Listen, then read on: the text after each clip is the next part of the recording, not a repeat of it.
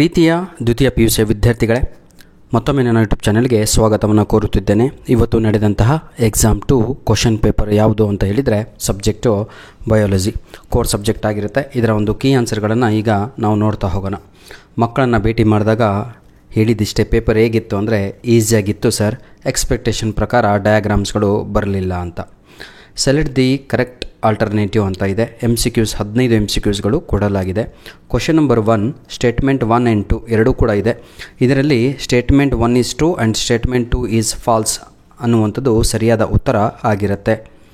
Question number 2, my dear children, the figure shows a section of human ovary. Select the option which give correct identification of either A or B with function or characteristics ಅಂತ ಇದೆ. Question number 2ಕ್ಕೆ ಸರಿಯಾದ ಉತ್ತರ option B is the right answer. Corpus luteum secretes progesterone ಅಂತ ಇದೆ ಅಲ್ವಾ, option B is the right answer.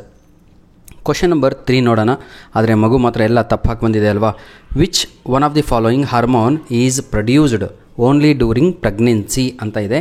HCG ಅಂತ ಇದೆ ಅಲ್ವಾ, ಅದು ಸರಿಯಾದ ಉತ್ತರ ಆಗಿರುತ್ತೆ. ಕ್ವಶನ್ ನಂಬರ್ 4, ಮೈ dear children, oral contraceptive mainly contains dash ಅಂತ ಇದೆ. ಇದಕ್ಕೆ ಸರಿಯಾದ ಉತ್ತರ ಪ್ರೊಜೆಸ್ಟೆರಾನ್ ಆ್ಯಂಡ್ ಈಸ್ಟ್ರೋಜನ್ ಅನ್ನುವಂಥದ್ದು ಸರಿಯಾದ ಉತ್ತರ ಆಗಿರುತ್ತೆ. Question number 5, in a plant red fruit is dominated over yellow fruit. Tallness is dominated over dwarfness. ಇದಕ್ಕೆ ಸರಿಯಾದ ಉತ್ತರ 50% will be tall with red fruit ಅನ್ನುವಂಥದ್ದು ಸರಿಯಾದ ಉತ್ತರ ಆಗಿರುತ್ತೆ. Question number 6, a couple has 3 daughters.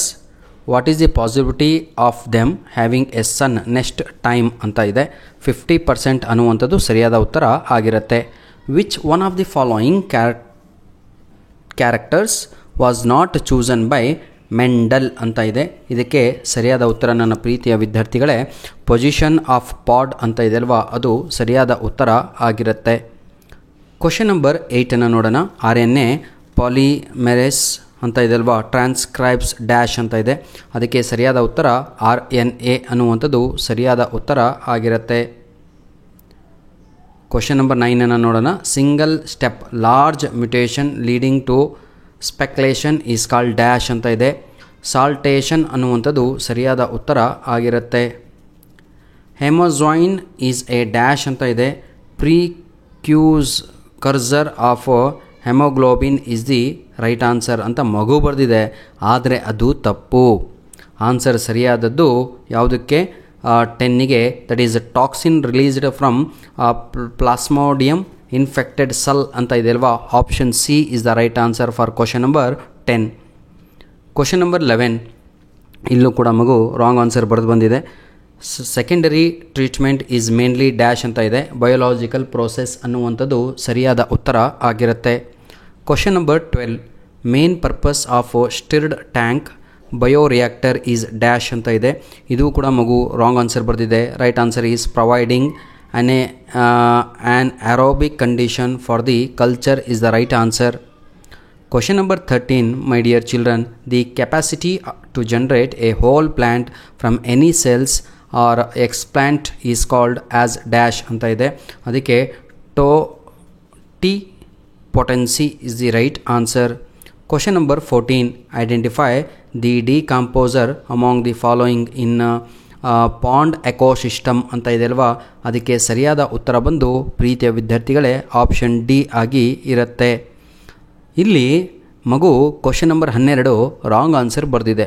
ಇದಕ್ಕೂ ಕೂಡ ಸರಿಯಾದ ಉತ್ತರ main purpose of stirred tank bioreactor is ಅಂತ ಇದೆ ಅಲ್ವಾ, ಅದು B ರಾಂಗ್ ಆನ್ಸರು. D ಅನ್ನುವಂಥದ್ದು ಸರಿಯಾದ ಉತ್ತರ ಆಗಿರುತ್ತೆ. Availability of oxygen throughout the process ಇದೆ ಅಲ್ವಾ. ಕ್ವಶನ್ ನಂಬರ್ 12ಗೆ option 4 is the right answer. Question number 13 ಸರಿ ಇದೆ. Question number 14, identify the decomposer among the following in pond ecosystem ಅಂತ ಇದೆ. ಅದು A, B and C only ಅನ್ನುವಂಥದ್ದು ಸರಿಯಾದ ಉತ್ತರ ಆಗಿರುತ್ತೆ. Question number 15, my dear children, the most species rich taxonomic group among invertebrates is dash ಅಂತ ಇದೆ. Insects ಅನ್ನುವಂಥದ್ದು ಸರಿಯಾದ ಉತ್ತರ ಆಗಿರುತ್ತೆ. ಸೆಕೆಂಡ್ ಮೇನ್ ಕ್ವಶನಲ್ಲಿ ಇದ್ದೀವಿ ಈಗ. 15 MCQsಗಳು ಕಂಪ್ಲೀಟ್ ಆಗಿದೆ. Second main, fill in the blanks by choosing the appropriate words by given below ಅಂತ ಇದೆ. ಇದಕ್ಕೆ ovulation is induced by hormone dash ಅಂತ ಇದೆ. ರಾಂಗ್ ಆನ್ಸರ್ ಬರೆದಿದೆ ಮಗು. ಇದಕ್ಕೆ ಸರಿಯಾದ ಉತ್ತರ ಬಂದು LH is the right answer. ಮಗು ಕೂಡ ಅದೇ ಬರೆದಿದೆಯಾ? Okay. In organic chemicals are formed by organic molecules which leads to ನೋಡಿ ಫಸ್ಟ್ ಫಾರ್ಮ್ ಆಫ್ ಲೈಫ್ ಏನದು? ದಿಸ್ ಸಪೋರ್ಟ್ ಡ್ಯಾಶ್ ಎವಲ್ಯೂಷನ್ ಅಂತ ಇದೆ. Chemical evolution is the right answer. Third one 18th the symbiotic association fungi with roots of higher plants dash ಅಂತ ಇದೆ. Question number 18 right answer is mycorrhizae is the right answer. Question number 19. If any protein encoding gene is expressed in a heterologous host, it is called as dash anta ide. ಅದಕ್ಕೆ recombinant protein is the right answer. recombinant ಅಷ್ಟೇ ಅಲ್ವಾ ಅದು protein. Question number 20. The species confined to a particular region and not found elsewhere is called as dash ಅಂತ ಇದೆ. ಅದಕ್ಕೆ ನಾವು ಯಾವುದಪ್ಪ endemic ಅಂತ ಕರೀತೇವೆ. ಧನ್ಯವಾದಗಳು. ಬ್ಯಾಡ್ ಲಕ್ ಅಂತ ಹೇಳಿದರೆ ಏನು ಗೊತ್ತಾ? ಹೌದಲ್ವಾ? ಅದೇ ಹೇಳೋದು. ಏನು ಅಂತ ಹೇಳಿದರೆ ಮೇಲ್ ರಿಪ್ರೊಡಕ್ಟಿವ್ ಬರಲಿಲ್ಲ, ಫೀಮೇಲ್ ರಿಪ್ರೊಡಕ್ಟಿವ್ ಬರಲಿಲ್ಲ, ಸ್ಪಮ್ಸ್ ಯಾವುದು ಆ ಚಿತ್ರ ಇಲ್ಲ, ಈ ಚಿತ್ರ ಇಲ್ಲ, ಯಾವ ಚಿತ್ರನೂ ಇಲ್ಲ. ಆಯಿತಾ? ಹಾಗಾಗಿ ಪ್ರೀತಿಯ ವಿದ್ಯಾರ್ಥಿಗಳೇ, ಯಾವತ್ತೂ ಕೂಡ ನೋಡಿ ಎಷ್ಟು ಹಾರ್ಡ್ ವರ್ಕ್ ಮಾಡ್ತೀರೋ ಅದು ನಿಮ್ಮ ಜೊತೆಗೆ ಬರುವಂಥದ್ದಾಗಿರುತ್ತೆ. ನೋಡಿ ಯಾವುದಿದು ವಾಟ್ ಈಸ್ ಪ್ಲಾಸೆಂಟಾ ಅದು ಇದು ಎಲ್ಲ ಇದೆ. ಆಯಿತಾ? This is your annual exam 2025ನಲ್ಲಿ ನಡೆದಂತಹ, ಆಯಿತಾ, ಏಪ್ರಿಲ್ ತಿಂಗಳಲ್ಲಿ ನಡೆದಂಥ ಸಂಪೂರ್ಣವಾದ ಕ್ವಶನ್ ಪೇಪರನ್ನು ಇಲ್ಲಿ ಅಪ್ಲೋಡನ್ನು ಮಾಡಿಕೊಡ್ತಿದ್ದೇವೆ. ಧನ್ಯವಾದಗಳು. ನಿಮ್ಮ ಪ್ರೀತಿ ಸಹಕಾರ ಹೀಗೆ ನಮ್ಮ ಜೊತೆ ಮುಂದೆ ಬರೆಯಲಿ. ಸ್ಪರ್ಮೆಟೋಜೆನೆಸಿಸ್ ಆ್ಯಂಡ್ ಓಜೆನೆಸಿಸ್ ಇದನ್ನು ನಾವು ಅಪ್ಲೋಡ್ ಮಾಡಿದ್ವಿ. ಇವೆಲ್ಲ ಹೇಳ್ಕೊಂಡು ಹೋದರೆ ಆಗಲ್ಲ, ಎಕ್ಸಾಮೇ ಮುಗಿದೋಯ್ತಲ್ವ.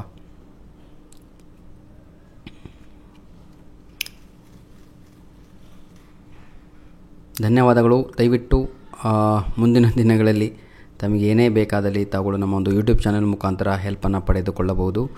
God bless you all the best for your future. ಯಾಕಂದರೆ ಎಕ್ಸಾಮ್ 2 ಬರೆದಾದ್ಮೇಲೆ ಮುಗೀತು, ಮತ್ತು ಲೈಫು, ಹೌದಲ್ವಾ?